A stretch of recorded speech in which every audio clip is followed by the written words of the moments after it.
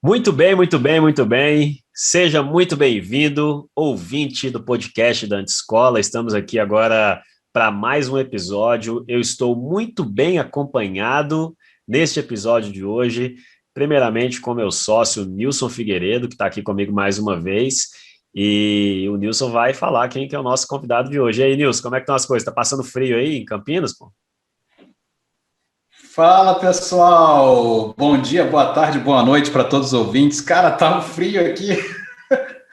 Quem vê o podcast aqui na versão do vídeo, tá todo mundo aqui de. Eu falei até pro o nosso convidado, ele tá todo bonitão aqui no vídeo, né? Ele tá de blazer e tal. Eu falei, eu também tô de blazer, mas tá debaixo do casaco, né? Mas vamos lá, pessoal. O podcast hoje a gente tá muito animado. Eu acho que o papo vai ser muito rico, porque a gente está aqui com um dos maiores consultores, né? No quesito aí, que é a dor, é uma das maiores dores de todo empreendedor que entra na escola, porque a gente conversa, o pessoal fala num assunto que não sai, né? Esse assunto não sai. Eu vou até dar uma pausa aqui emblemática, que é o que é gestão de pessoas, né? Tudo que tange RH, né, problemas de contratação, seleção, recrutamento, tudo que envolve, né, gestão de pessoas como um todo. E aí a gente vai fazer um episódio especial, né? E aí queria até começar agradecendo o nosso convidado. Eu estou aqui, né? Estamos aqui com o Rafael Carvalho. Rafael, muito bem-vindo aí, obrigado por ter aceitado o nosso convite. E apresenta aí para o pessoal que está nos ouvindo. Fala, turma. Poxa, prazerzaço estar aqui com vocês. Obrigado, Taioba. Obrigado, Nilson, até pelo convite. Eu confesso que eu até adoro a brincadeira que vocês fazem nos outros podcasts. Falei assim, pô, esse é o melhor de todos, porque aqui não está o Thiago Guedes. Só uma brincadeira. Agora a barra subiu, agora o convidado está falando isso. Então, agora zerou o jogo, zerou o jogo. Agora zerou o jogo. Pura brincadeira. Poxa, prazerzaço. Obrigado a vocês mesmo pelo convite. A Antescola, representada por vocês dois aqui, também pelo Richard e pelo Guedes, 4 caras sensacionais. É lógico que assim, estou super animado, ao mesmo tempo ansioso, porque eu ouço, né, os podcasts, por isso só tem fera que vocês convidam ali. Então eu espero hoje, pelo menos, contribuir para ficar com o mínimo razoável à altura dessa turma, porque pô, só tem fera aí. Não tem como dar errado, assim. Seu nível, a gente pode ficar calado, deixar só você falar, que vai entrar nos top episódios do podcast, porque a sua área de atuação é incrível, assim, acho que o Nilson falou isso. A sua especialidade, né, como na área de RH e gestão de pessoas, é uma dor de todo mundo que começa a crescer o negócio, todo mundo que começa a escalar ali e percebe que, cara, eu não posso ser o gargalo do meu próprio negócio, eu preciso crescer, eu preciso trazer pessoas que vão me ajudar a construir isso, né? E aí, quando ele começa a vislumbrar isso como possibilidade, ou pelo menos como necessidade, né, do negócio, cara, aí vem um monte de problema, porque na maioria das vezes, o que acontece, eu sei que você é um cara que dá muita consultoria até de RH para o nosso mercado, o Nilson vai perceber isso também. No mercado digital, o empreendedor, ele é aquele cara técnico, então o cara que é muito bom de Facebook, é o cara que é muito bom de copy, o cara que é muito bom em alguma coisa, ele começa a empreender. Então ele é o cara técnico, ele não é um cara de gestão, ele não é um cara de nada a ver com isso. Ele é um cara técnico ali, operacional, e ele executa muito bem as coisas começam a crescer e ele tem que migrar do cara técnico para o gestor, para o empresário.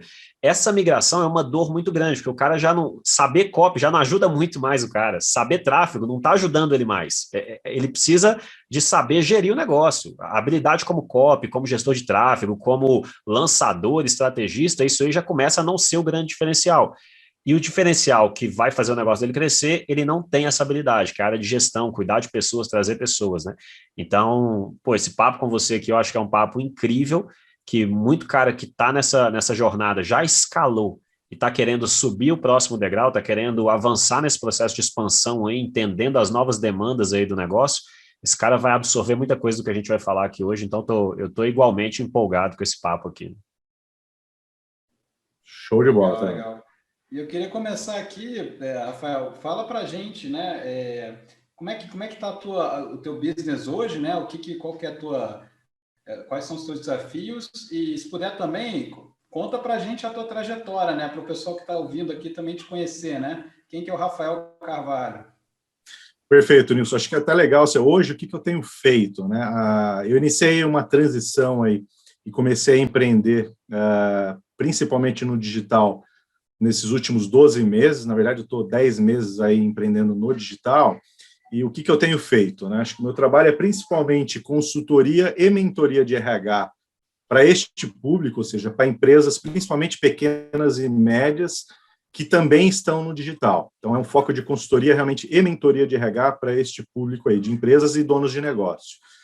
Em paralelo, eu também faço um trabalho de mentoria de carreira para profissionais que estão no mercado, né? Ou seja, CLTs que seguem aí uma carreira corporativa. É um processo que eu faço em paralelo, assim como também eu venho desenvolvendo aí um infoproduto que provavelmente vai ser lançado em breve aí para alguma dessas audiências, que ainda eu estou customizando aí. Então, isso tem sido minha agenda hoje, né, com a empresa aqui. Falando um pouco da trajetória, e acho que é legal compartilhar até para as pessoas entenderem, qual foi a jornada, né, qual foi o caminho que o Rafael aí seguiu para chegar agora e começar a empreender, principalmente ajudando a turma também do digital, né? Eu fui aquela pessoa que seguiu a carreira clássica no mundo corporativo. Então, meus últimos 15 anos trabalhando no corporativo, eu comecei como trainee e o meu objetivo lá atrás era realmente chegar a uma posição de executivo, se tornar um executivo de RH, que sempre foi meu foco. Então, os últimos 15 anos foi realmente trilhando essa trajetória. Eu levei, entre entrar como trainee e chegar à posição de executivo de RH, eu levei 10 anos, ou seja, hoje as coisas são mais aceleradas, para mim não foram tão aceleradas assim. 10 anos, muita água passou debaixo da ponte para colher realmente experiências, para estar preparado e com isso receber, né, uma oferta para sentar numa cadeira de executivo de RH. Nesses 15 anos, acho que é legal compartilhar com a turma também. Foi uma experiência, eu considero assim, uma experiência bem rica, e vou explicar o porquê. Eu consegui trabalhar aí praticamente em 5 multinacionais e uma nacional, ou seja, a Cargill, o Grupo Marfrig, o Grupo Fleury, depois a Accenture, que é a consultoria, e depois Thomson Reuters e United Health Group, ou seja, 5 multinacionais e uma nacional neste percurso de 15 anos aí.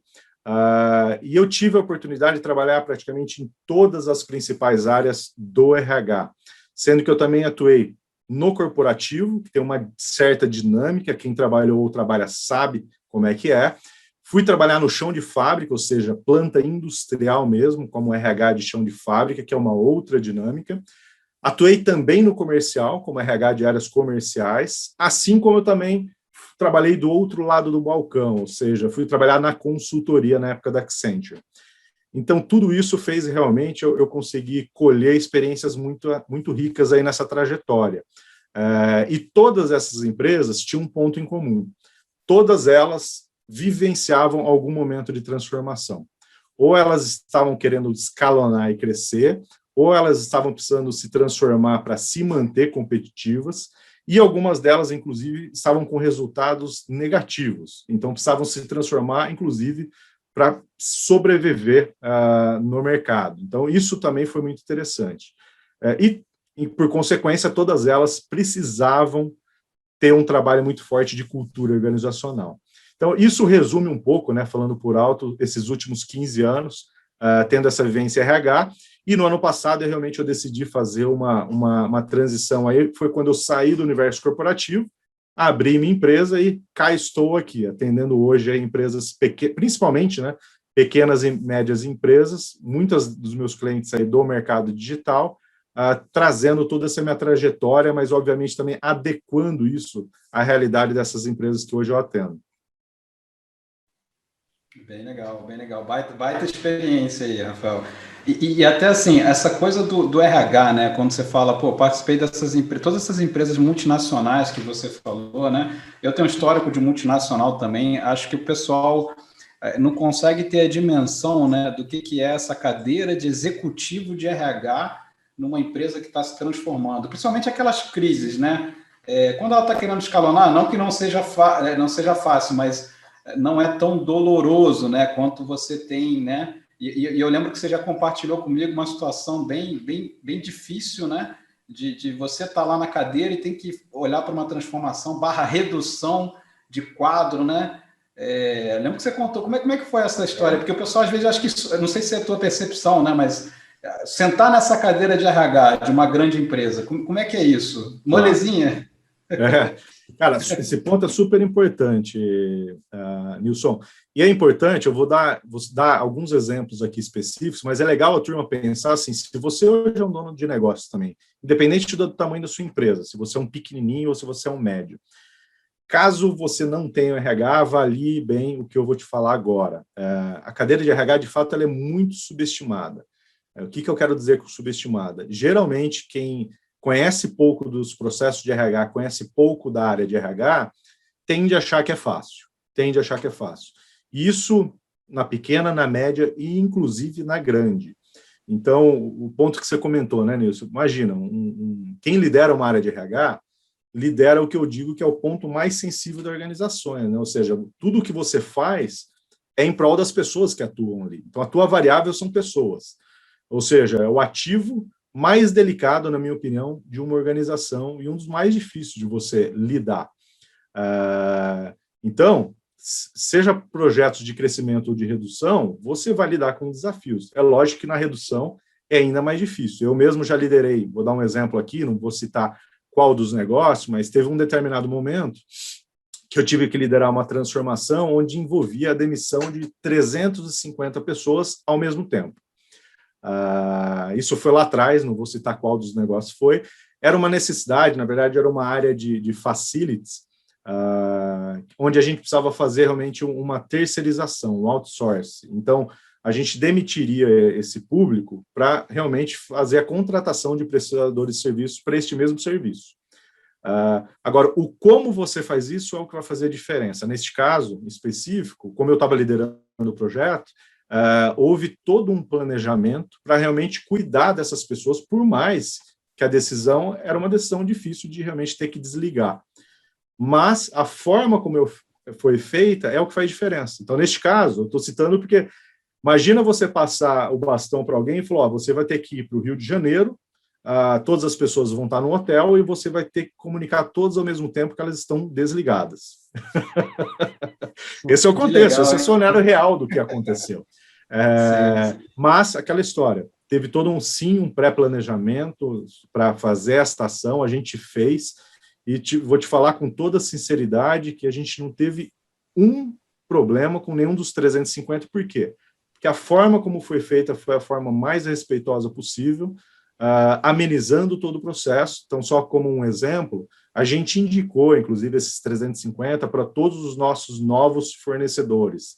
Então, eles tiveram oportunidade também de serem recebidos por essas outras empresas para eventualmente serem contratados. Nós ensinamos essas 350 pessoas, treinamos elas, como ela poderia acelerar a recolocação no mercado. Enfim, tiveram uma série de ações realmente para amenizar isso. Eu estou dando só um exemplozinho de como é delicado e sensível, tá, numa cadeira dessa.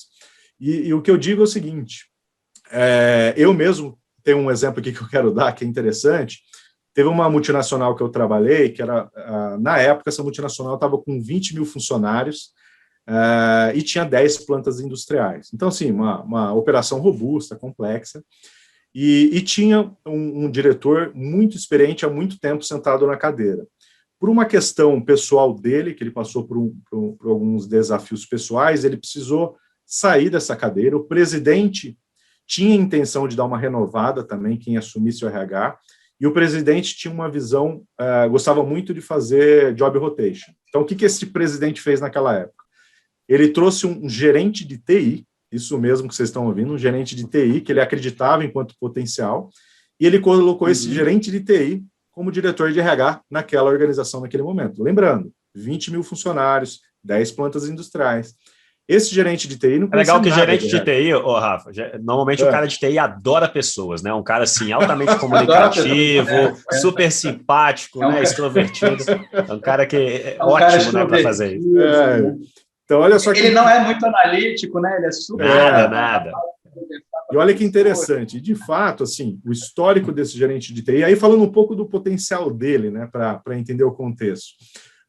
Ele era um profissional extremamente inteligente, tinha passado no ITA na época de faculdade e numa outra de engenharia, ele resolveu fazer a outra, mas assim, extremamente inteligente, tinha um histórico anterior na área de tecnologia muito forte, em empresas boas, mas, de fato, o conhecimento dele de RH em si, não em pessoas, né? Porque quando você é um gestor como ele era, obviamente você tem conhecimento sobre pessoas, mas de RH era zero. Fato que ele sentou nessa cadeira. Ele aceitou o desafio, sentou nessa cadeira. Passado, né, todo esse período, ele realmente se identificou com a área de RH, e hoje, inclusive, ele é o vice-presidente global da área de desenvolvimento, sentando nessa multinacional nos Estados Unidos. Eu não vou citar o nome aqui só para não ficar expondo. Mas por que eu estou falando dessa história toda, do subestimar a cadeira, né? Ele foi convidado, ele sentou na cadeira. Se eu não me engano, acho que foi um ano ou 2 anos depois, nós tivemos uma reunião geral de RH. Eu trabalhava no RH, eu também reportava, né? Via a liderança dele assim que ele assumiu. E ele confessou, falou, eu quero falar uma coisa para vocês que eu nunca falei antes. Eu, quando aceitei a cadeira de RH, lógico, tinha interesse e tudo mais, mas hoje eu posso confessar para vocês, eu subestimei a cadeira. Eu achei que ia ser mais fácil. E eu achei aquilo espetacular, porque é real e é genuíno, ou seja, a tendência de quem está na área financeira, de tecnologia, qualquer outra área, tem uma tendência de olhar para pessoas e falar, é fácil, a vida de RH é oba-oba, é fácil, até você sentar lá. E aí você vai ver que não é bem assim. Então, acho que essa lição é legal para, de novo, se você é um pequeno negócio hoje ou médio, reflita sobre isso, porque às vezes, se você já tem um RH na sua organização, veja se realmente você já reconhece isso, a importância dessa cadeira, dessa área para a tua própria empresa. E se você não tem, avalie eventualmente se você ainda não tem, porque justamente você subestima isso. Você acha que talvez isso não seja tão importante para você. Show. Perfeito. É uma baita reflexão, né? Uma baita reflexão. Agora, você está falando aí enfim, dessa visão do empresário, do empreendedor, dessa área, desse departamento, né, de pensar em RH, pensar em pessoas e todo esse departamento do negócio.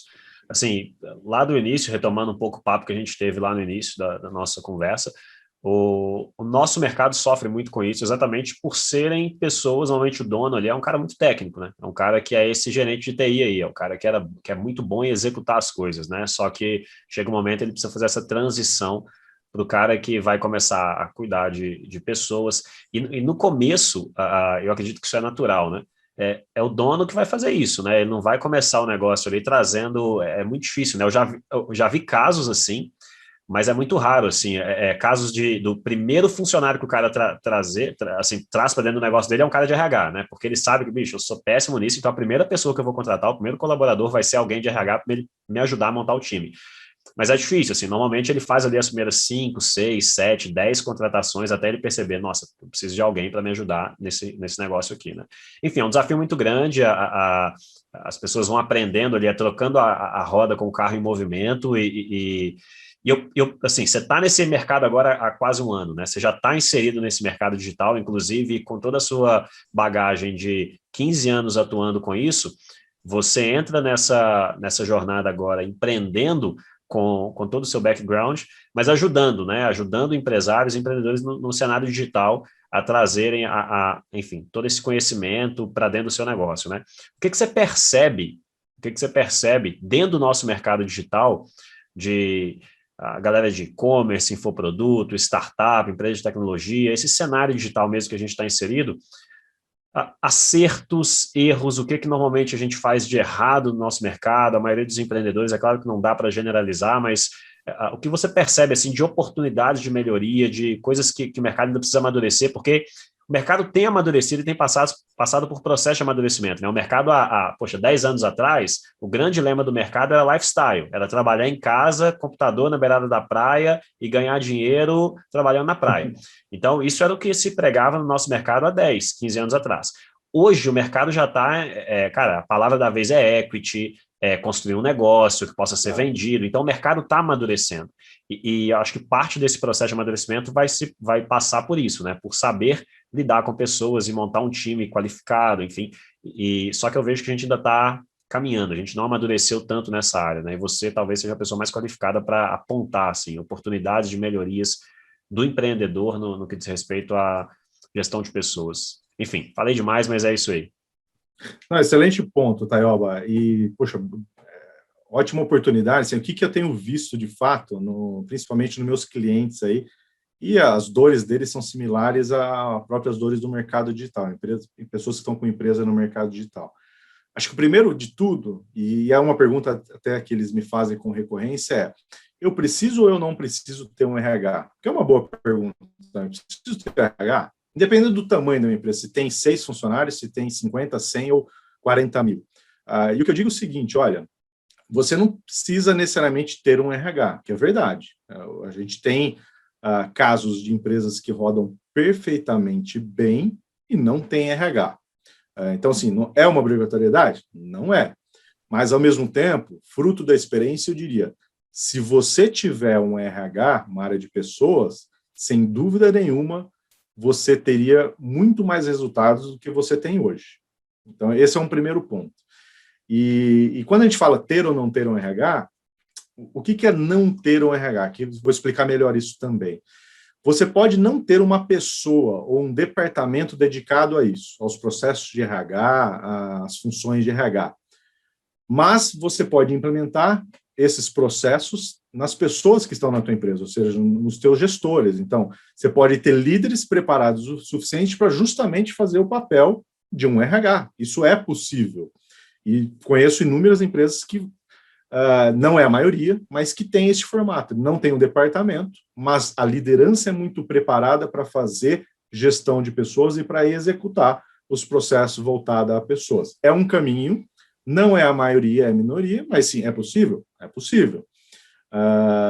O outro caminho é ter um RH. E aí, às vezes, a turma pergunta, quando ter um RH, né? E aí, o ponto de reflexão que eu trago eu vejo assim, talvez o melhor momento para você pensar em ter um RH é quando a tua empresa já está... quando você começa a ter uma demanda por processos de pessoas maior do que você dá conta de fazer. Que é aquela história, quem está começando um negócio, a gente sabe do negócio, ele faz tudo.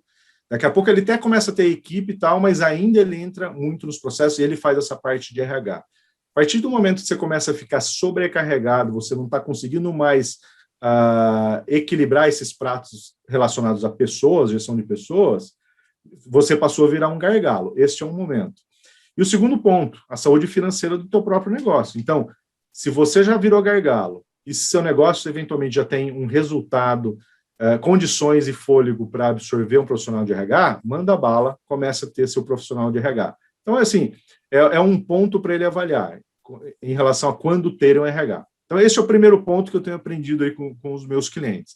Agora, o segundo ponto principal... Deixa eu só fazer uma intervenção aqui. Uma dúvida. Eu não sei se o Nilson tem alguma coisa para perguntar, mas é uma dúvida que eu tenho, assim, e até uma dúvida me colocando assim no lugar de quem está ouvindo, do cara que está começando enfim, nessas dúvidas aí, né, nesse cenário todo que você está trazendo aí. Em que se ocupa esse cara de RH, assim? Esse cara vai fazer o quê na minha... Porque às vezes a percepção do cara lá, do empreendedor bicho, eu vou trazer um cara para contratar e demitir, né? E que mais? Vai ficar motivando a galera, vai ficar lá falando, olha, é isso aí, vamos lá, vamos trabalhar, pessoal, é isso aí, vamos dar o sangue, tem que ser camisa do dono e tal. Assim, é óbvio que não é só isso, mas então em que se ocupa? O que esse cara, quais são os problemas que um cara de RH, que essa cadeira resolve na empresa, assim? Sim. Não, excelente ponto, e está totalmente relacionado, tá, com o segundo item que eu tenho visto nos meus clientes e nas empresas em geral. E até isso foi um ponto de aprendizado para mim, me surpreendeu. Os donos de negócio, e vamos dar dimensão para as pessoas entenderem também. Eu tenho conversado com pessoas que estão com o negócio hoje, que às vezes o negócio já está no faturamento de 30 milhões, tem outros, inclusive, que estão superando isso, com empresas que vão de 30 a 80 funcionários, ou seja, estão falando de uma estrutura parruda, já com um porte considerável. E mesmo esses, o que eu tenho visto? O dono de negócio, ou pelo menos os sócios que estão liderando aquela operação, não sabe o que é o papel do RH. Não sabe o que é RH, na verdade. Então, esta é a segunda oportunidade, que eu até recomendo, assim. O líder do negócio, o dono do negócio, tem que entender um pouco melhor o que são as funções do RH, o que é o escopo de uma área de RH. Então, eu vou dar alguns detalhes. Sabe? Esse público que eu estou te falando, né, este dono de negócio que não conhece nada, ele tende a achar que o RH é uma área de contratação de pessoas. RH contrata pessoas. É isso que é o RH. Ou, o RH contrata pessoas e deixa as pessoas aqui felizes, faz algumas ações aí para deixar a turma aqui feliz. Ou, no máximo, ele fala, o RH paga a minha folha, não no início, né? Paga a folha, contrata e deixa o time aqui, busca fazer ações para deixar o time engajado. Faz a festinha assim, de final de ano, a confraternização de Natal. Né? E assim, guardadas as devidas proporções, não é brincadeira não, ele acha isso mesmo. Ele acha que a área de RH é uma área de contratação. E aí, vamos dar só um overview. O RH pode, né, ser muito mais do que isso. Um RH completo envolve o quê? Lógico, envolve o que eu falo de processos base. Então, assim, se tua equipe é CLT, um processo base de RH é realmente pagar o salário e os benefícios corretamente, que é uma área processual, entre aspas, arroz e feijão, não que seja simples, mas é base de qualquer empresa que tenha uma equipe CLT. PJ, obviamente, é outra navegação. Então, isso é uma área base. Saiu disso, começa a entrar em áreas que são até prioritárias, eu diria, para quem está começando o negócio. A área de recrutamento e seleção. Vou dar os nomes aqui em português para não ficar com terminologia inglesa de multinacional. A área de recrutamento e seleção é uma grande área, ou seja, que, sabendo fazer bem o processo, vai olhar para a estratégia daquela empresa, vai olhar para a necessidade dela e vai buscar, sim, os melhores profissionais no mercado, sabendo recrutar direito, e, mais importante, sabendo selecionar direito. Isso é um subsistema, recrutamento e seleção. Um outro subsistema essencial no momento até inicial de empresas, a estrutura de remuneração e o processo de cargos e salários. O que é isso? É realmente você estruturar quais são os cargos que você tem dentro da sua organização. Nomenclatura mesmo, quais são os cargos, qual é a descrição de cada um aí. Para que isso? Primeiro, para você já contratar direito. Você tem uma descrição do que são os cargos dentro da organização, você sabe o que você tem que buscar. E segundo, que é fundamental para você pagar direito. Se você tem uma boa definição de cargos dentro da tua companhia, você sabe exatamente quanto que o mercado está pagando para você definir, inclusive, o teu posicionamento. Quero pagar menos, igual, quero pagar mais. Então, olha só, estamos falando de um outro subsistema de remuneração, de um processo de cargos e salários, assim como o processo de remuneração e benefícios. Definir a remuneração. Quanto que eu quero pagar? Quanto que eu quero pagar de fixo comparado com o mercado? Quanto que eu quero pagar de variável? E tudo isso você pode usar a seu favor de maneira muito estratégica desde lá de trás. Então, este é um outro grande subprocesso. Um outro subprocesso, treinamento e desenvolvimento. Tá bom, já sei quais são os cargos que eu tenho aqui, preciso contratar, busquei o melhor, sentou na minha empresa aqui. Como é que eu treino? Treino para função, que é um dos treinamentos, habilidades técnicas, você pode treinar. Como é que eu treino comportamento, já pensando em futuro dele, né? Para daqui a pouco ele sentar numa cadeira de gestão aqui na minha empresa.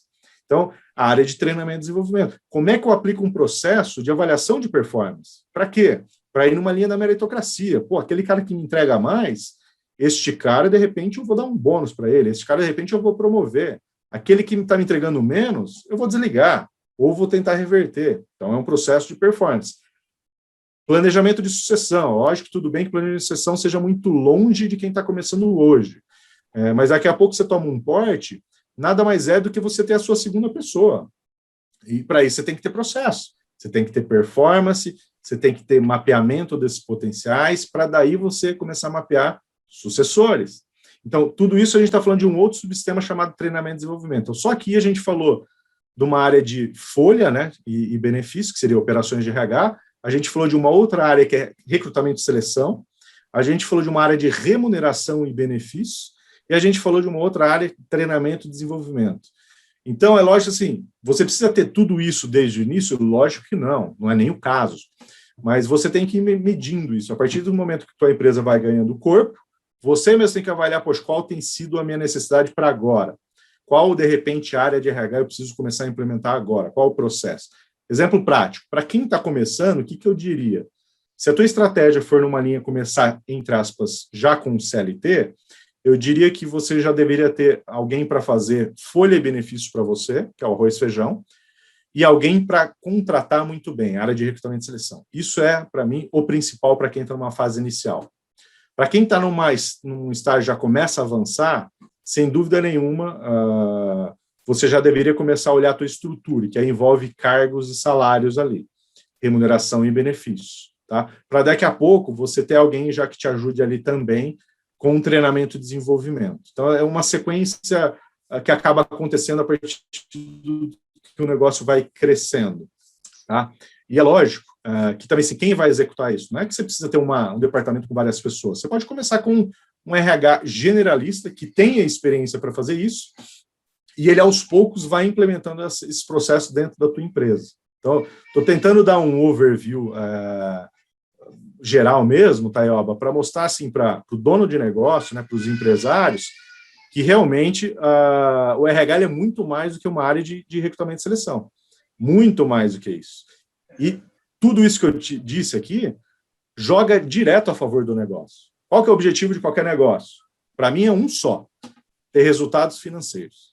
Qualquer empresa, e para mim, assim, privado ou não privado, para mim esse é o objetivo fim. Você sim ter resultados financeiros positivos. Qual que é o meio disso? Você dá foco em clientes, você dá foco em pessoas, porque é por meio disso que você vai ter os resultados financeiros fins. Tá? E onde começa tudo isso? Começa com o líder, sabendo definir metas, sabendo desenvolver seu time por meio de processos e sabendo aplicar a própria liderança. Então, assim, isso é um conjunto, né?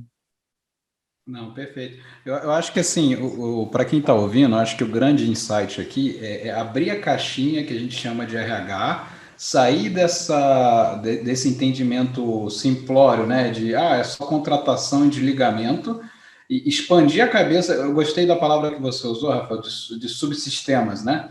Quais são os subsistemas de RH, né? Quais são essas caixinhas que um RH mais maduro entregaria, né? E aí aí fazer essa análise, né? Qual é o momento do meu negócio?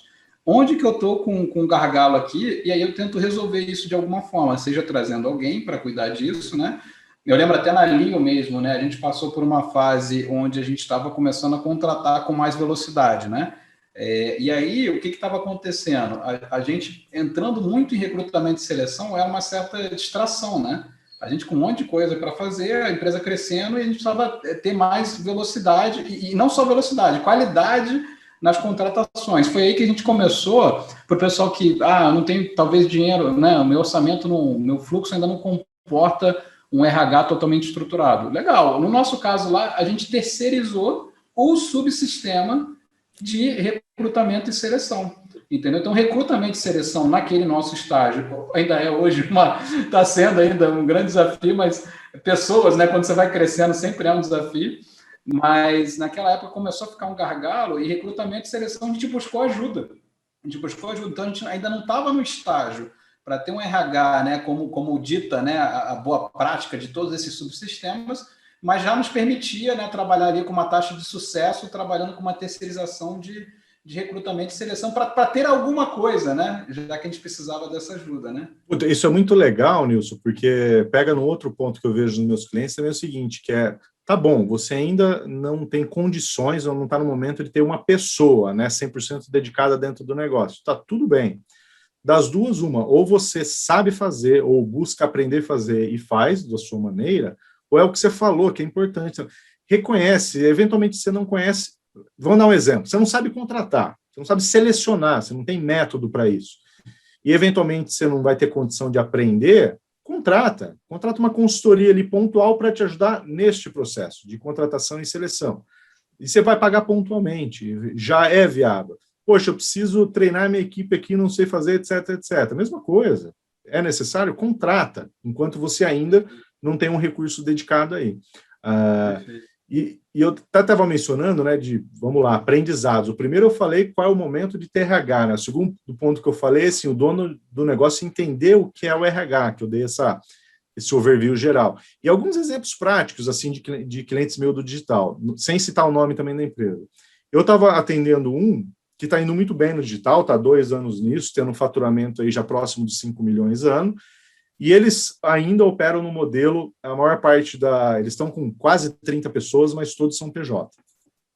E ele estava uma grande dificuldade ele estava tendo, por exemplo, um grande problema com o gestor de tráfego. E o gestor de tráfego, para o negócio, era ali uma espinha dorsal, para esse negócio que eu estou falando. E aí, eu conversando com ele, fez uma consultoria comigo, ele pegou um insight muito simples que fez baita diferença para o negócio deles lá.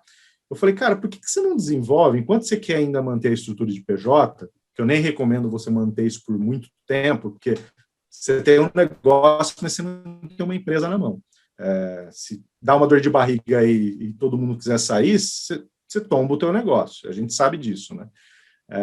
Então, no meio do caminho, tenta realmente ver o momento de transição para você começar a absorver alguns CLTs aí, principalmente para as posições chaves. Mas, enquanto você não está lá, você não faz o seguinte, para você não ficar refém das pessoas que hoje atuam para você como o teu gestor de tráfego.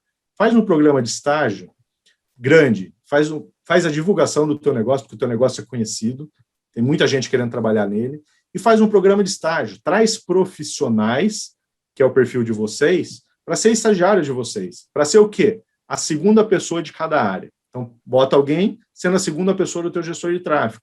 Bota alguém para ser a tua segunda pessoa lá em copy. Bota alguém para ser sua segunda pessoa lá no financeiro. Cara, eu vou te falar, Nilson, que assim, isso, para mim, entre aspas, é relativamente simples. Para eles foi um ahá. Porque eles fizeram isso, fizeram o programa, foi um sucesso, o negócio deles é bem conhecido para a audiência deles, então, assim, muita gente querendo trabalhar com eles. O fato é, contratar os estagiários, então, hoje, eles estão mais cobertos, não estão refém daquela pessoa principal. E esse estagiário, daqui a pouco, pode ser o principal também, ou fazer parte da equipe. Isso é um exemplo. Coisas simples que eu vejo em outros clientes meus também, o cliente, às vezes, sofrendo com eu estou com dificuldade na liderança e na gestão. Aí você vai ver, não tem nenhum organograma básico, onde realmente define quais são os departamentos que ele tem na empresa e quais são as funções ali dentro e quem reporta para quem. Então, a partir do momento que você ajusta isso, e para quem está olhando de fora e conhece, é relativamente simples, cara, vamos criar aqui teu organograma, vamos ver a linha hierárquica como tem que ser, quais são os departamentos, quem reporta para quem, quais são os cargos. Isso por si só, o cara começa a dormir à noite. Porque aquela dor de cabeça de antes, porque quais são as trombadas? Às vezes é falta de definição de escopo básico. Pô, o teu escopo é esse, você tem que entregar isso. Você reporta para o fulano de tal, e é ele que tem que te cobrar. Então são coisas básicas, mas eventualmente para quem está começando, às vezes não conhece. E que ao fazer, aquilo resolve a vida dele. Assim como cargos e salários. Às vezes são ajustes pequenos, que assim, o empreendedor está lá, a gente sabe, né, nesse mercado, às vezes está pagando um baita de um salário no PJ lá para a pessoa, e ele não vê que às vezes ele poderia contratar o mesmo perfil como CLT, pagando menos, e o cara vai entregar muito mais. Mas primeiro você precisa entender o que é, né, ter uma estrutura de cargos e salários e como aplicar isso, ao invés de ficar dando sociedade para todo mundo que chega e entrega resultado.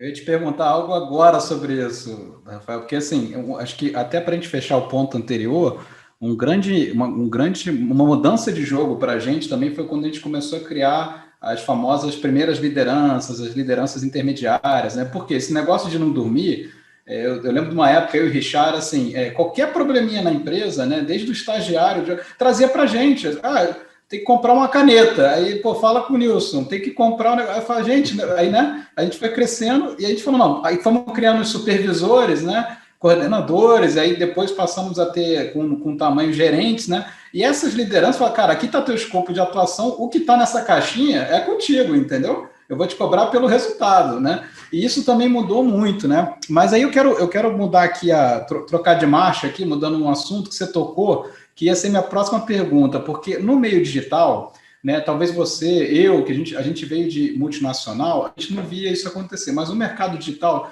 uma coisa que vem muito na anti-escola lá, quanto de sociedade percentual que eu tenho que dar para o gestor de tráfego? Quanto que assim, isso eu vou pedir tua opinião, tá? Mas na minha cabeça, é um tal de dar sociedade, né? O cara vai apertar o botão, aí tem que dar quanto de percentual para ele? Eu falo, gente, pelo amor de Deus, assim, claro, se a pessoa for muito estratégica, né? Eu acho que cabe, né, abrir essa cabeça para uma possível sociedade, que às vezes a pessoa pode ter um diferencial enorme no teu. Mas assim, o pessoal acha que não é possível contratar funções, né, no meio digital A não ser que você abra um pedaço da tua empresa e entregue, né? Agora, viramos para você, Rafa. Por favor, me dê sua visão. Deixa eu entrar aqui. Deixa eu defender aqui, calma aí, vamos parar essa bagunça aqui. Deixa eu defender o empreendedor digital aqui, tá? Vou fazer o papel do outro lado aqui. É porque o que acontece, Rafael, é o seguinte: olha, é difícil achar por exemplo, um cara que faz tráfego hoje, que é bom em tráfego, ele sabe que se ele for empreender e for trabalhar como freela de tráfego, ele tira facilmente aí 10, 15, 20 mil trabalhando dentro de casa, fazendo freela de tráfego para outras pessoas. Um cara que sabe copy, ele faz freela de copy no lançamento, numa carta de vendas, ele faz trabalho de copy até para ele mesmo, ele ganha muito mais. Então, assim, gestor de tráfego, um cara que é bom em tráfego, um cara que é bom em copy, um cara que é bom em funil, um cara que é bom estrategista, esse cara, ele vai empreender. É difícil você achar um cara bom que se submete a trabalhar no negócio de outra pessoa ao invés de ter um negócio próprio. E qual que é o caminho, então? A gente acaba tendo que contratar gente júnior, porque o mercado ainda não é tão maduro quanto, vou montar um hotel, cara, tem um monte de gente qualificada, gerente, pessoas já treinadas, é um mercado estabelecido. O mercado digital, não. Quem é bom empreende, e aí o cara não é contratável, não está disponível no mercado. Os caras que você consegue contratar são júnior, mas aí, se você desenvolve esse cara, ele vai sair, vai montar o negócio dele. Então, meio que a única saída que a galera vê é esse cara tem que ser sócio. O cara para cuidar de tráfego, para cuidar de copy, para ser estrategista, para fazer... Esse cara tem que ser sócio, porque não dá para fazer de outro jeito. É uma dor muito forte, né? Eu gosto do podcast quando ele vira tiro, porrada e bomba, né? Você vê que tem aqui um debate, o debate aqui começou, né? E é legal, porque assim, é o que o Taioba acabou de dizer, a gente entende, né? E é o que a gente mais escuta. Mas assim, né? Então tem um lado aqui que está dizendo, gente, cuidado, e tem outro lado que está dizendo, pô, é necessário. Então, Rafael, nos dê a sua visão. Como resolver essa questão? A resposta muito simples é o seguinte, turma, caminho do meio. Vou explicar, mas é real. O que eu vejo, né, já atendendo também esse time? E, de fato, acho que talvez o gestor de tráfego, enquanto posição, né, vamos chamar de cargo, talvez seja mais emblemática nesse sentido, de a empresa tem a necessidade dele, ele tem um papel fundamental ali. Ao mesmo tempo, o dono do negócio reconhece a dificuldade em reter essa pessoa, porque essa pessoa sabe que ele pode empreender e ganhar muito mais do que ser funcionário dele, e aí ele acha que a melhor forma é dar sociedade. Eu acho que é o seguinte, o dono de negócio, por que ele faz isso, né, com o gestor de tráfego, às vezes outras funções? Pode ser, às vezes, por imaturidade, na minha leitura, imaturidade mesmo de negócio, de empresa, às vezes até por não ter referência de empresas do mercado. Maturidade, pô, não é bem assim, eu dou sociedade só porque eu preciso dele, ele é importante para mim, eu vou dar uma... Pode ter o aspecto imaturidade, pode ser uma variável, e às vezes eu vejo isso, ou não, às vezes ele tem maturidade, ele sabe até as práticas de mercado, de outras empresas grandes, sabe que dar sociedade não é tão comum, mas na cabeça dele é chave para ele, para o negócio dele, e ele acha que tem que dar sociedade, então ele dá. Então, acho que tem também esta variável aí. O que eu vejo? Caminho do meio, né? Como talvez você se blindar ou se preparar para isso. Aí que eu falo da importância de você também saber contratar o teu time. Primeiro, das duas, uma, ou você realmente contrata alguém e você vai desenvolver aquele alguém começo, meio e fim para ele exercer aquela função para você, em vez de trazer alguém no mercado experiente que daqui a pouco vai sair. Mas, mesmo esse que você contrata, uma vez desenvolvido, quando ele bate o olho no quanto você fatura, que ele pode fazer a mesma coisa, ele pode entender a mesma coisa. Mas olha o que eu vou falar aqui da contratação. Gente, e aí isso eu trago a experiência do corporativo para a galera do digital. Tem milhões e milhões de profissionais CLTs no mercado que não gostam e nem querem empreender. E que, eventualmente, esse cara, inclusive, está fazendo tráfego numa empresa do mercado. Então, eu acho que essa também é um caminho. Como é que eu trago alguém que tem o perfil técnico que eu preciso, mas que também tem o perfil comportamental de seguir uma jornada junto comigo de longo prazo, porque ele não tem a intenção de empreender, ele nem quer empreender. Então, pode ser caminho. E eu já vi isso acontecendo. Na verdade, assim, eu tenho contratado também dentro da consultoria, eu faço também um trabalho de recrutamento e seleção para os meus clientes, quando eles querem. E é exatamente nesse ponto que eu ajudo meus clientes do digital. A achar esse perfil ideal e falar assim, vamos trazer um CLT atual, um ex-CLT, que o cara não pensa em empreender. Não é aquele cara que ele acha que ele vai trabalhar para você e ele vai sair porque no mês seguinte ele quer ganhar 100 mil, ele quer ganhar 100 mil em 2 meses, quando ele vê teu faturamento. Então, é realmente buscar também esse tipo de perfil, porque, de fato, se você for trazer para esta posição específica, a gente está usando só como exemplo, gestor de tráfego, né? Se você for trazer aquele jovem, brilho no olho, que o foco dele é grana, e ele vai aprender rápido, não tem dúvida nenhuma, ele vai querer ganhar 100 mil com vocês em 30 dias. Esse cara vai ficar. Mas esse é um erro clássico do empreendedor, né? Esse meio nosso, que é o seguinte, a gente tende a traçar para as outras pessoas a mesma ambição, né? A gente tende a achar que o cara bom é um cara parecido com a gente, um cara ambicioso é o cara que eu quero ter na minha empresa, né? Um cara que está com essa visão de empreender é o cara que tem que estar na minha equipe, né? E você falou uma coisa que eu repito também, mas assim, às vezes não é muito claro para o pessoal, né? Assim, você não quer um cara igual a você, na maioria das vezes, é o contrário, né? Você quer, na verdade, alguém que execute aquela função, que execute muito bem aquela função, e talvez, e está tudo bem ela não ter planos de empreender, de ambição, né? Que é o que você está dizendo, né? E até no advento aqui da pandemia, a gente sabe que tem muita gente boa que estava trabalhando, né, CLT nas empresas, que agora, né, estão por aí no mercado, né? E cabe a nós aí fazer ou então procurar ajuda, né, para o recrutamento e seleção para encontrar essas pessoas. Mas aí, puxando o que o Taioba disse, né, é justamente isso. Se a pessoa, se é uma pessoa com essa visão, né, e está ambicioso e vê tudo que está acontecendo ao redor e você coloca na função, pode ser que ela vai pleitear. Agora, também tem uma outra questão aqui que eu trago, que assim, também tem formas de você também dar essa questão da sociedade, né, que aí o pessoal não se é sempre assim, qual percentual que eu dou? Essa resposta é binária, né? Ou você vai dar algum percentual ou não vai dar, mas tem outras formas, né? Aí você entra já em investing, tem um monte de coisa que o pessoal pode elaborar, né? Que aí daria outro podcast, né, Rafael? Mas assim, dá para elaborar outras formas de você ir no longo prazo e dando aos pouquinhos, né? Como fazer isso? Então tem formatos para que você faça essa retenção que não precisa necessariamente da largada você já fazer isso, né? De novo, acho que o que é importante também, que quero frisar aqui, eu não sou, de forma alguma, inclusive, contra a da percentual ou até sociedade, de forma alguma. Acho que, acredito, inclusive, nesse modelo também. Mas, de novo, tem uma série de passos anteriores que o dono do negócio tem que pensar. Então, exemplo, poxa, qual que é a estrutura da empresa dele em termos de organograma mesmo? Cria este plano de desenvolvimento. O cara vai começar como júnior, vai para pleno, depois vai para sênior, ou seja, nem que seja no papel de pão, mas faz esse desenho da tua organização, até para você realmente ir testando a pessoa, e à medida que realmente você vê que alguém que extremamente confiável, que tem os skills técnicos e tem o comportamento que faz parte, inclusive, da cultura da tua empresa, lá na frente, que aí esse lá na frente o tempo é X, né? Pode ser 3, 5, 7 anos, enfim, pode ser 1, enfim. Lá na frente, sim, aí você oferece algo para ele, mas não de lá. O que eu tenho visto é o extremo, né? Já uma estrutura de meia dúzia de funcionários, já começa a faturar 1 milhão, 2 milhões, aí ele já começa assim, que percentual a pergunta não é que percentual eu dou, porque ele já está dando. A pergunta é qual que é o percentual correto?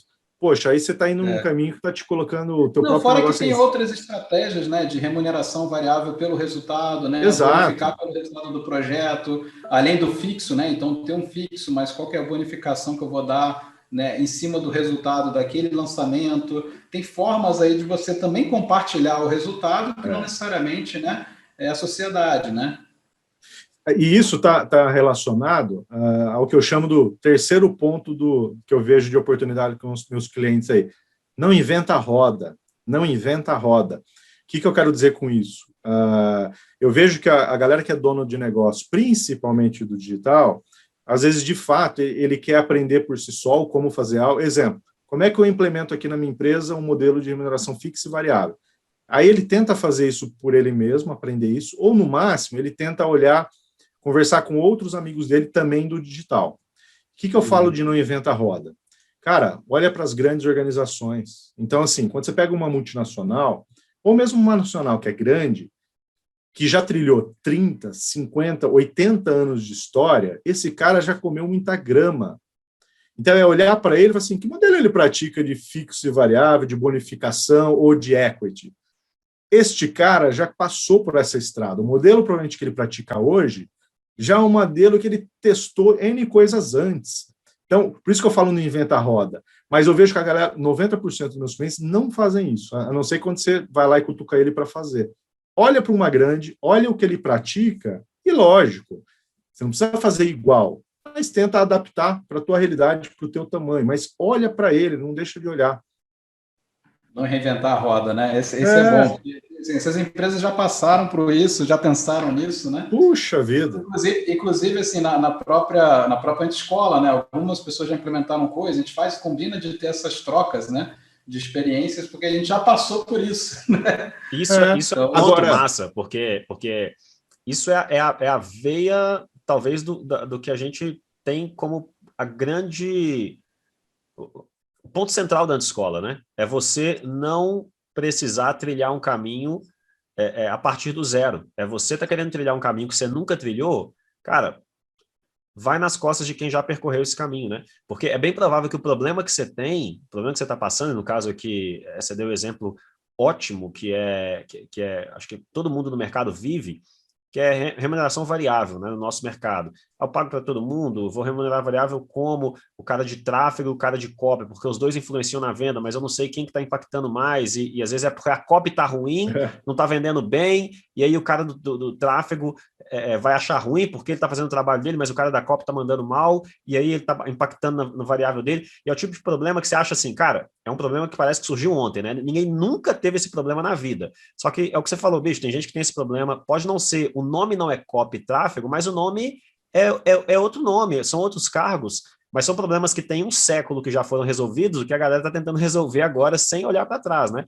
E quando a gente junta uma galera que já passou por isso e resolveu, pô, eu posso não precisar reinventar a roda, né? Eu tiro um piano das minhas costas, eu posso subir nos ombros de pessoas que já fizeram isso, resolveram e a solução vem pronta, né? É genial isso aí. Exatamente, tá, Elber? E é legal porque, assim, na prática, né? Tanto variável é uma dor comum dessa turma aí, né? Pensar no modelo variável, dou sociedade no dou. E tem o outro lado também que eu vejo nos meus clientes aí, você... Pô, você tá rios e rios de dinheiro tá indo pelo ralo, você tá, mesmo que a pessoa seja PJ, tá? Você tá pagando pro teu PJ muito mais, mas muito mais do que o mercado, inclusive, paga para a mesma cadeira. Agora, por que o cara faz isso? Porque o cara é burro? Não, não é o caso. Mas, eventualmente, ele não olhou para o básico. Assim, qual é o cargo dele? O cargo é este. Ok. Quanto que o mercado paga para este cargo? E tem essa imaturidade, tá? Em vários donos de negócio que eu vejo aí. Quanto que o mercado paga? Para você, com esta referência, você definir o que você deve pagar para o seu. Eu canso de ver aí, às vezes, no meu cliente inicial, numa conversa inicial, ele está pagando uns tufos de dinheiro para uma posição que o mercado paga muito menos. Então, isso também eu tenho visto na oneração do próprio custo fixo ali, né? É genial. E é massa, assim, você tocar nesse ponto, porque é exatamente isso que a gente faz. Enfim, você está lá na escola, você sabe, né? É juntar pessoas com experiências diferentes e que estão... todo mundo nesse caminho, né? Nessa jornada de construir, de fato, uma empresa nesse universo digital, mas algumas pessoas estão um pouco mais à frente, outras pessoas estão atrás, outras pessoas já estão, enfim, em momentos diferentes, mas todo mundo nessa mesma caminhada. E a gente troca experiências, né, de pessoas que, cara, eu já fiz isso antes, eu já passei por isso, né, então é massa poder pensar dessa forma, o quanto você encurta o caminho, né, você evita erro desnecessário, pô. É isso mesmo. Agora, um ponto que é importante, que me deu agora, lembrei, não queria deixar de falar, é o seguinte, olhando para a galera do digital mesmo, para as empresas hoje que estão no digital aí, a gente sabe, todo início, pelo menos a maioria, começa realmente contratando como PJ. E aqui, não estou aqui para fazer apologia do que é certo, que é errado, longe disso, mas a maioria começa com PJ. Eu até vejo que faz sentido, porque faz mesmo uma questão até de sobrevivência no período inicial, mas a gente sabe que a partir do momento que a empresa vai crescendo, se de fato ela não equilibra, né, isso com CLTs e outros, você pode... primeiro, você pode se manter como negócio, mas você ainda não é uma empresa. E teus riscos são muito maiores e você é frágil enquanto negócio. Então, é necessário em algum momento você equilibrar isso e começar a internalizar como CLT, enquanto nossas leis não mudem, enfim, essa é a regra do jogo. Mas o que eu quero falar com isso? Os clientes do digital que eu tenho atendido, aí eu vou falar dos maiores. Os maiores deles, aqueles que estão tendo melhores resultados e têm, inclusive, uma melhor gestão, eles estão indo no modelo CLT. Se não 100% do quadro CLT, mais de 70% do quadro é CLT. De novo, não estou fazendo apologia aqui que CLT é o melhor, não é isso. Só estou trazendo para a mesa que mesmo os clientes do digital que eu tenho atendido, aqueles que estão indo muito bem, a empresa está crescendo, e aí vamos falar em números, estão com faturamento acima de 20 milhões, estes estão no modelo CLT, ou 70% do quadro estão como CLT. Por quê? Porque isso, de novo, isso é um modelo empresa, a estrutura mais forte, com menos risco, o que no médio e longo prazo vai fazer aquele negócio, na verdade, vai tornar aquele negócio sustentável, né? Então, eu só estou trazendo aqui como o que eu tenho visto, tá? Não estou querendo dizer que é o certo ou que é errado. Estágio da empresa, né? Acho que é o estágio, né? Assim, você tem um estágio inicial que você tem que vender, né? Para chegar no faturamento que você consegue sobreviver, aí depois teu problema muda, né? Então, os estágios que a empresa está, no nível de faturamento que ela está, os problemas vão mudando, né? Aí você acha que o problema quando você bate 5 milhões é vender mais assim, é vender sim, mas muda, né? Vai começar a entrar em pessoas, vai começar a entrar as características do teu negócio vão exigindo. E o que você está falando, eu super imagino, porque vai chegando um momento ali, quando você passa de 10, você tem que ficar cada vez mais corporativo, né? Você vai tendo que entrar numa linha de profissionalização para que isso seja um negócio de fato, porque imagina, até para falar de valuation da empresa, né? Eu quero vender minha empresa. Mas você só tem PJ, você não tem, você não tem um negócio, né, vendável, você tem um gerador de caixa, né? Você conseguiu, de alguma forma, gerar caixa, mas você não tem um business ali. Então, acho que é legal que, naturalmente, isso seja conforme você vai amadurecendo, o empreendedor que está aqui nos ouvindo, né? Conforme ele vai amadurecendo, ele vai ter que pensar em cada vez mais ficar mais corporativo. Isso envolve ter um RH estruturado, isso envolve ter profissionais CLT, né, para que, de fato, isso seja um business, uma empresa, e que nem você falou, no médio e longo prazo vai fazer diferença, né? Exatamente. Cara, massa, sim, são pontos incríveis. Eu converso com muito empreendedor também, acho que a minha rotina é muito trocar ideia, bater papo com pessoas que estão no mercado digital, assim, fazer várias calls como essa que a gente está fazendo e bater papo. Eu percebo isso muito, a galera, assim, quer crescer e quer escalar só com PJ. Tem muita gente que vai nessa linha você pergunta, cara, como é que é o time? Quantas pessoas você tem? E 80%, 90% do time é PJ. É freela, né? Muito freela. Eu tenho freela que me ajuda nisso, eu tenho freelas e é muito freela, mas o cara não tem controle nenhum do processo, ele não tem controle nenhum da forma como aquilo é executado, ou seja, ele não tem controle da qualidade, não consegue ter a escala e sistematização do negócio, né? Que é um ponto que o Nilson bate, ele não tem nada, nenhum poder de controle disso, né? Então, de fato... Ele está com business assim, freela. Exatamente. O negócio dele é freela também. Eu sou um gestor de freelancers, né? Eu sou um CEO de freelancers, é a empresa do cara, é gestão de freelas, é isso aí que o cara faz. Mas você vê, isso é interessante, porque quando a gente olha o perfil do dono do negócio, vamos imaginar assim, qual é o momento, né, que eu tenho que fazer esse ponto de inflexão, esse ponto de virada para começar a internalizar como CLT e etc e tal. Isso mexe muito com o perfil do empreendedor, do que eu tenho visto. Vou explicar melhor. Se o empreendedor é alguém com uma visão absurda, olhando médio e longo prazo, sem dúvida nenhuma, o mindset desse cara vai ser, sem dúvida nenhuma, o meu faturamento não vai mexer com a minha margem, vai mexer com o meu custo fixo, não tenha dúvida, mas o meu equity lá na frente realmente vai ser outra coisa. Então, é uma visão de médio e longo prazo.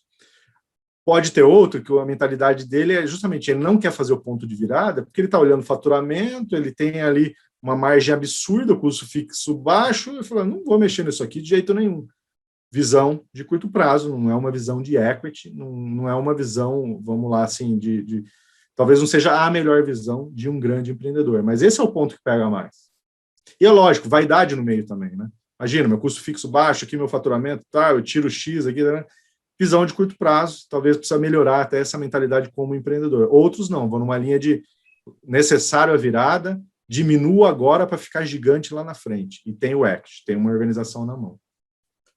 Boa. O cara tem que ter clareza do que ele está querendo, né? Basicamente é isso aí. Tem que ver o que ele está buscando e saber que tem caminhos diferentes, né? Não dá para ter uma empresa margens exorbitantes, uma máquina de fazer dinheiro e fazer equity ao mesmo tempo ali. São muitas vezes caminhos diferentes e a forma como ele toca isso, as decisões diárias ali vão ir por caminhos diferentes, né? Se ele não tiver essa clareza, ele começa a tentar tá com um pé aqui e um pé lá, né? Ele começa a querer percorrer os dois caminhos ao mesmo tempo e o cara fica ali, né? Duas canoas, né? O pé numa canoa, o pé em outra. Numa canoa ele quer tirar o máximo de dinheiro do negócio agora, na outra canoa ele quer ter um negócio de equity para vender daqui a 10 anos. E, cara, são duas canoas que você tá com o pé em uma e outra, assim, não dá. Tem que escolher onde você tá, para onde você vai, né? Isso mesmo. Não, perfeito, perfeito. Rafael, pô, tá dando uma aula aqui para todo mundo que tá ouvindo. Aliás, a aula também que o Rafael deu na antescola, assim, abrindo a cabeça do pessoal com relação ao que pensar com gestão de pessoas, né? Tudo que ele está falando aqui, né? Já está entregando ouro, né? Mas assim, o pessoal elogia muito a tua aula e até aproveitar para te perguntar, e a tua experiência na antescola, né? O que você está achando? Como é que foi a tua entrada? Qual que é a tua visão aí para compartilhar com o pessoal que está ouvindo?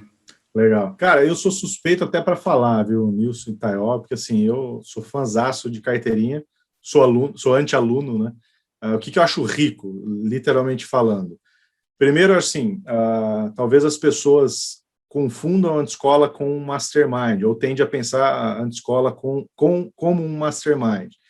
Tem suas similaridades, sem dúvida nenhuma, mas não vejo como um mastermind. A antescola ela tem um método, né, para trabalhar com os alunos que participam dela, que eu acho isso uma das coisas mais ricas. E além do método em si, sem dúvida nenhuma, quem faz parte da antescola, né? Ou seja, a gente tem, em sua maioria, empresários ali, a maioria também do digital, com tamanhos diferentes, com business diferentes, o que enriquece muito a ajuda mútua que você tem entre os anti-alunos, né? Então, eu diria, o método em si é algo que eu adoro, o que me atrai muito, a forma como as coisas são conduzidas internamente. O grupo de pessoas que participa, que é um grupo, só tem fera ali, só mesmo. E a troca, né? Acho que tem uma troca genuína, acho que o próprio método, para quem não sabe, da liga, né? Ou seja, de você ter ligas, né? Onde você estreita ainda mais relacionamentos e a ajuda mútua ela é muito mais forte. Poxa, isso faz uma diferença gigantesca. Posso dar um exemplo pessoal. Eu mesmo passei por um momento bem delicado aí nos últimos 60 dias e posso dizer de carteirinha aqui, assim, fazer parte da escola e contar com o suporte de vocês e com a ajuda, inclusive no lado pessoal, putz, se precisa de algo, está aqui, a gente está à disposição para te ajudar. Os anti-alunos dispostos a ajudar nos dois sentidos, no lado pessoal e no lado profissional. Como é que eu te ajudo? Cara, isso não tem preço. Então, isso, para mim, é algo extremamente rico, assim, da autoescola, que eu prezo demais. Show, cara. Da nossa parte, assim, acho que ter alguém... A gente costuma falar, né? A escola, ela fica cada vez mais forte à medida que pessoas com experiência, com bagagem, background, vão fazendo parte desse ecossistema, né? E ter você lá com a gente certamente fortalece ainda mais o grupo. Né? A escola ela é muito mais forte com a sua experiência. E acho que a gente pôde perceber essa degustação aqui desse papo que a gente teve, o quanto a gente tem muito a amadurecer nessa área. Com certeza. E poder trocar ideias sobre isso, sobre, enfim, aprender, beber na fonte, chamar, né, contar, você falou que dos pontos em que você pode contar com a galera, mas, poder contar com você para trocar uma ideia e bater um papo sobre desafios e dilemas como esse, acho que não tem preço, né? Então, da nossa parte, assim, é um prazer enorme ter você na escola, ter certeza que eu faço aqui a voz de todos os nossos anti-alunos e membros ali, porque certamente, enfim, o valor que você traz para dentro do nosso ecossistema é incalculável, animal. Imagina, eu que agradeço, Edu. Para mim é uma troca mútua, mesmo, sem dúvida. E assim, o que eu diria para a turma de fora, que talvez conhece pouco, né? E indo além até, assim, acho que não tem melhor ativo do que você mesmo. Isso eu acredito piamente, isso para mim é um princípio. O que eu quero dizer com isso? Se você quer algo para o seu futuro, algo melhor, invista em você, em você. E a Anti-Escola, é um baita investimento em você, em você. Você quer ter um negócio XYZ, a tua meta, o teu objetivo, você quer crescer, etc e tal, invista em você. E a Anti-Escola é um meio para isso, é um caminho para isso. Você cresce absurdamente. E esse é o melhor ativo que existe, porque é aquela história, se ano que vem, por algum motivo, o Rafael não está na Anti-Escola, o conhecimento absorvido pelo Rafael está no Rafael. Então, acho que isso não tem melhor ativo do que você desenvolver você. E a Anti-Escola, para mim, foi uma dessas buscas, de realmente eu buscar o meu próprio desenvolvimento, meu próprio crescimento. Vale muito mais do que... Eu não posso ficar falando isso, senão vocês vão querer aumentar lá, né? Mas vale muito mais, o valor é muito maior do que o preço em si da anuidade da Anti-Escola. Falo isso de carteirinha. Legal. Mas não vão aumentar, hein? A gente agora a gente está dividido aqui, né, Taioba? A gente está dividido, né? Está indicando para aumentar, mas agora o que eu faço? Vou cortar essa parte do podcast, Nilson. Essa parte que ele falou para não aumentar, eu corto, a gente deixa só o resto. Não, mas legal. E Rafael, voltando aí, né, para a gente caminhar aí para fechar com chave de ouro, eu queria que você pudesse compartilhar assim. Não sei se tem aí um erro aí principal que você está vendo, um grande acerto, enfim, uma mensagem aí, final que você gostaria de dar aí para todos os empreendedores que estão ouvindo, se você tem, né, alguma coisa, uma dica aí da tua experiência, principalmente porque assim, o empreendedor, como a gente falou aqui no podcast, né, ele é muito órfão de toda essa bagagem de RH, né, não se preocupa, subestima, a gente falou tudo isso ao longo de vários insights aqui que você compartilhou, né? Mas se você fosse dar uma mensagem principal, né, final, qual que seria aí para o pessoal? Puta, maravilha, Nilson. Até assim, eu tenho, tenho inúmeros erros na minha carreira, como qualquer outro profissional, muitos erros mesmo. Mas quero trazer um aqui até para ajudar mais a turma mesmo que tem negócio hoje, principalmente no digital. Porque, como eu falei, sem dúvida nenhuma, quem está começando ou já está no início de jornada, contratação é uma grande dor, né? Todo mundo tem a dor de precisa contratar, mas muitas vezes não sabe contratar. E eu quero trazer um grande erro meu relacionado a isso. Teve uma vez, num momento da minha trajetória, que é aquela história, quando a gente está trabalhando num business, principalmente quando você é head de RH, lidera uma área de RH, você está sob a pressão do próprio negócio. O negócio tem uma expectativa de um resultado X ou quer colocar de pé uma nova estratégia e bota uma mega pressão para aquilo acontecer. Podemos adaptar isso também para um pequeno e médio. Acontece a mesma coisa. Você se coloca uma pressão em você para fazer aquele negócio crescer, para a tua estratégia ser implementada o mais rápido possível. E nesta pressa, muitas vezes você precisa contratar e aí você pode cometer o erro de contratar na pressa. Justamente contratar na pressa para acelerar o máximo possível, achando que aquilo vai resolver a tua estratégia, que você vai chegar mais rápido, que você vai ter mais resultado, etc. e tal. O que eu aprendi? Eu fiz isso, ou seja, contratei na pressa muitos profissionais para atender um negócio, uma estratégia de um negócio, e foi amargo. Foi amargo, nunca faria isso novamente. Por quê que é amargo? Porque se você contrata na pressa, 3 coisas vão acontecer. Primeiro, você tem altíssima chance de não entregar o resultado que você acha que você ia entregar, ou que o teu negócio ia entregar. Segundo, se você contratar na pressa, a tua chance de contratar errado é absurdo. Então, você pode colocar pessoas na tua empresa, no teu negócio, que vão impactar negativamente a cultura do teu negócio. Isso é péssimo. E terceiro, eu não vejo benefício em contratar na pressa. Literalmente, nunca vi. Eu nunca colhi benefício de contratar na pressa, porque a chance de contratar errado é altíssima. Então, assim, se eu pudesse trazer este meu erro até para ajudar os donos de negócio hoje que talvez estejam passando por isso, não contrate na pressa. Dê o tempo mínimo necessário, lógico, acelera, bota pilha, mas dê o tempo mínimo necessário, pelo menos você ter certeza que você está contratando bem. A melhor pessoa para aquele momento, para aquela posição. Isso sim vai te trazer coisas boas no negócio. Do contrário, você só vai trazer resultados negativos para o teu negócio, e resultados negativos que às vezes ficam no longo prazo. Então, não faça isso. Estou trazendo um grande erro aqui que, para mim, isso é só fica no meu radar agora como lição aprendida para sempre. Não, fantástico. Obrigado aí por compartilhar. Inclusive, você me lembrou, porque no nosso início ali a gente estava muito... a gente falava o seguinte, a gente demorava para desligar e a gente contratava rápido, né? Contrata rápido e demora para desligar. Aí hoje a gente falou, gente, é o contrário, desliga rápido e demora para contratar. É bem por aí, né? Exato, é isso mesmo, é exatamente isso.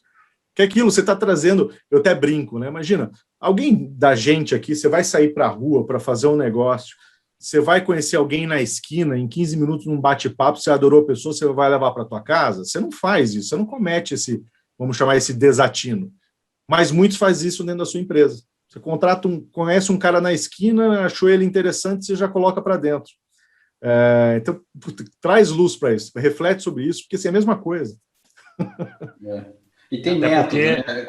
Quando eu vi, o Rafael deu uma aula de um método, assim, tudo que você tem que pensar para fazer isso da maneira correta, assim, não é brincadeira, não é uma coisa que... Não, acho que a mensagem para você que está ouvindo é, não faz no improviso, não faz achando que você sabe fazer, porque ou você tem estudou muito isso, ou você já tem um método, ou você não tem. Não dá para... Eu gostei da pessoa, não vai no teu sentimento do que eu gostei, ela bateu comigo, porque provavelmente você está cometendo um erro, né? Isso é só até para sem estender, mas assim, não pode ter achômetro, turma, não pode mesmo. Assim, a gente, dentro da aula da escola, eu falei disso, assim, é o tripé premium, que em resumo defina muito bem o perfil, você tem que saber quais são os requisitos técnicos e comportamentais daquela posição. Segundo, você tem que ter método para fazer a seleção. Se você não tem método, você está ainda no achômetro, então você tem que ter método. E terceiro, se for necessário, tire referências daquele profissional. Esses 3 pontos te ajudam realmente a contratar a pessoa certa para o lugar certo, no custo certo para a tua organização. Foi. Pessoal, quem ficou até aqui ganhou, hein? Quem anotou esses 3 aí, quem está com a gente até agora levou ouro aqui, hein? E eu vejo assim, cara, para mim, nessa visão toda de contratar na pressa e contratar errado, eu acho que tem uma questão aí que é o custo de oportunidade da contratação errada. Por quê? Porque 2 pessoas não ocupam o mesmo lugar no espaço. Então, ter uma pessoa na sua equipe significa que ela está ocupando o lugar de uma possível outra pessoa que estaria ali se ela não tivesse. Então, se você contrata uma pessoa errada, não é simplesmente o custo daquela pessoa errada, é a diferença de resultado que você teria se a pessoa certa estivesse no lugar dela. E não está porque a errada está ali. Então, 2 pessoas não vão ocupar o mesmo espaço. Você colocou errada, você está tirando a chance de ter uma pessoa muito melhor e a pessoa certa ali. Então, além dela trazer prejuízos, ela tira toda a oportunidade que seu negócio teria se tivesse a pessoa certa naquele lugar, né? Então, assim, é um custo que você não calcula, mas contratar na pressa e trazer a pessoa errada é muito mais caro, né? Tem 3 meses de experiência, a gente pode demitir sem custo financeiro, mas não é o custo financeiro, é o custo de oportunidade de ter a pessoa certa ali, trazendo resultados para o seu negócio, né? Animal. Cara, show demais, mas deixa eu te fazer uma pergunta. Quem quer te achar, quem quer te encontrar, bater papo, como que a pessoa te acha aí nessas internets da vida? Legal. Eu tenho um canal, né, um canal no Instagram, então hoje vocês podem me encontrar lá como Rafael com PH.de Carvalho.